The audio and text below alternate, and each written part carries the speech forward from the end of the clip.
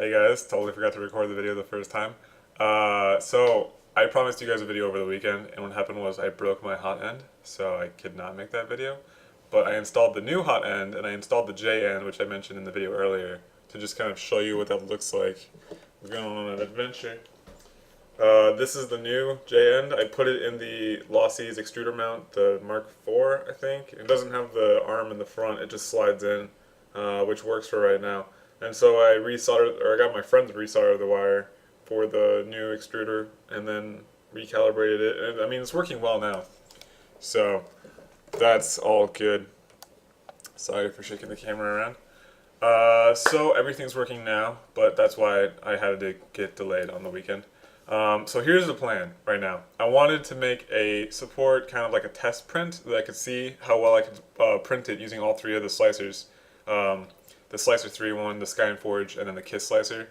And so I wanted to print that with each slicer and devote each one of those to a specific video so that I would have time to kind of tinker with it and play around with it, because I don't think I'm going to get this right on the first try.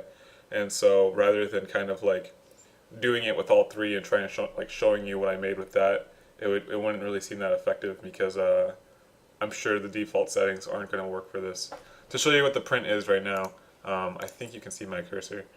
So I just made a simple funnel and a ball. And so the idea with the funnel is that I want to see how the angle impacts the support. I'm assuming there's like a certain critical angle where it starts to droop with overhang, and I want to find out what that is.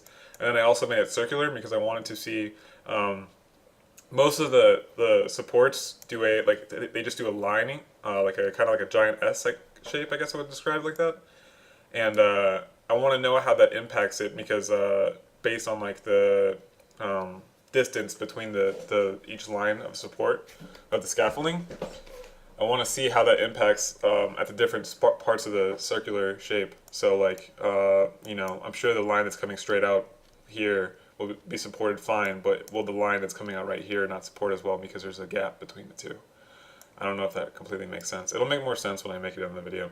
And then I also made a ball, because the goal with the ball is that I want to have it entirely printed onto support, but I want to see if it's still capable to peel it off of the support and be able to print it evenly so that it looks like a ball after you peel it off of support. I have no idea how well that's going to work, but that's kind of like the ambitious goal right now. So my plan is to make a video for each slicer. So I think I'm going to use Slicer 3 first.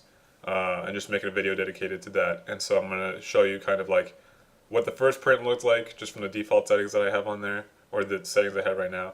And then I'm going to kind of mess with the settings, figure out what made the most impact, and see what's the best I can get by the Slicer 3 settings for this print. That's kind of my goal right now. We'll see how it goes.